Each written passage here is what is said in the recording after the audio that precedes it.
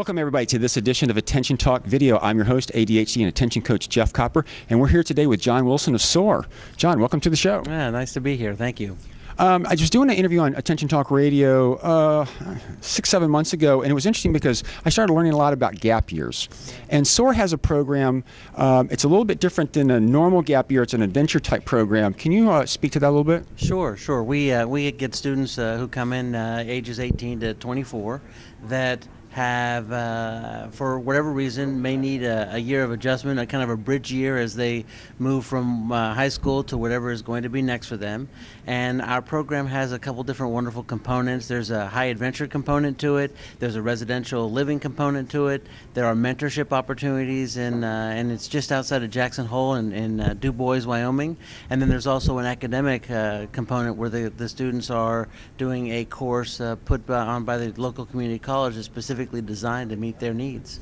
And so I want to talk, near and dear to my heart is the adventure type stuff. So a gap year is designed to be a period when a person graduates from high school who's not quite ready to go to college. And I do a lot of high adventure stuff, backpacking, that type of stuff. And it's amazing to me the level of executive functioning that's required to prepare and actually execute some of those. And so there's a lot of learning that's involved, and I think very helpful for those with ADHD. Can you speak to that? Sure, absolutely. You know, some of the adventures will include rock climbing, backpacking.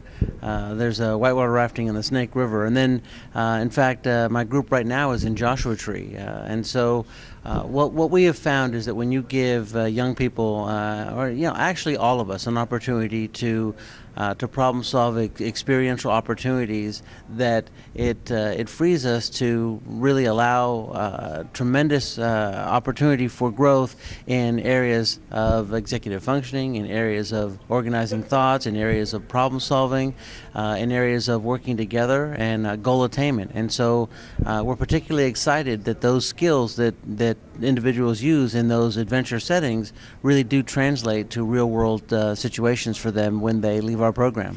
It was interesting, as a scoutmaster, I take scouts backpacking. There's 11 Eagle required merit badges, and I think 10 of them are covered in a backpacking trip. And as you described, executive functioning, if you're going to go backpacking, there's a certain amount of planning that's required to get ready to go, and organizational type stuff, and budgeting. Because if you're going to backpack and you're going to carry all your food and all your water, it behooves you to budget what you're going to do, not carry too much. And the penalty is more difficulty on the trail if you don't kind of think in advance. And I think that speaks to a lot of what your program's about. Well, another example, a wonderful example when you're backpacking is, knowing where to put things so that they're comfortable on your back, and being strategic about where those things go.